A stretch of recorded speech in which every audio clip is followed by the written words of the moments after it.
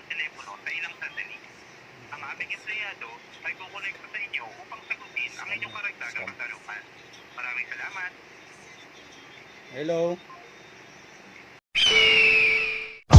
Slow up, no I don't take shit. I got no love for the fakeness. If you wanna play tough and wanna hate this, I'll always show up.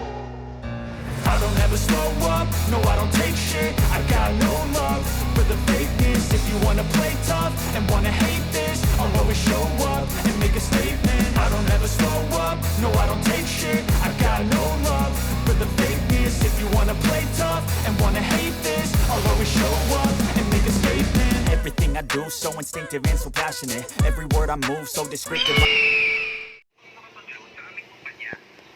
Kung ikaw ay hindi sumasang-ayon bilang maging kanyang contact reference, pwede mong tawagan si Mandy Malek Temprado para linawin ang kanyang loan application. Mangyari lamang na manatili sa linya ng telepono sa ilang sandali. Ang aming empleyado ay kukonekta sa inyo upang sagutin ang inyong karagdagang katanungan.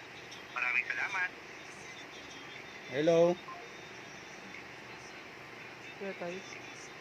Hindi parang ano yung record na ano. Yung record na scammer. O tawag. No? Parang ginawa niya ano. Meron siyang recording tapos tumawag siya no. So yun nga mga idol, nakita nyo. Nag-shoutout tayo ngayong araw na to guys. At bigla may tumawag na number. Ayun, narinig nyo, medyo late na yung pagka-video ng anak ko kasi tulala eh. Ayun daw, ano daw yung sabi? Nanalo raw ako ng ano? Parang sa loan. Salon ba yun o ano? Parang recording no? Tapos pinilay niya lang no? Ayun o guys o. Number. Ayun number na ano. May mga pauso na naman silang scam guys o. Visit na yun, nagsashoutout tayo ng mga solid gulapan natin yan, biglang tumawag na lang. At yun, medyo late na yung pagka-video ng mga anak ko. Nagre-record nga kami ng mga video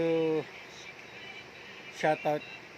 So, post na lang natin ito mamaya guys. Ayun, narinig naman at may tumawag sa atin. Kakausapin natin, biglang pinatay. Ang gago, di ba? Yo, shoutout sa iyo kung sino mang tulongis ka, hindi mo matutulongis at hindi mo ma-scam dahil wala kang pera. Baka mamaya ikaw pa iskamin ko. So, yun na nga. O, ingat mga solid gulapan natin. Huwag kayo masyadong magpapa-scam at huwag kayo masyadong magpapaloko sa mga ayan, mga scammer na mga bagong modus na naman guys. Yung iba na ito, alam ko na ipag-usap sila no? Kaya nga sabi ko, i-record mo agad.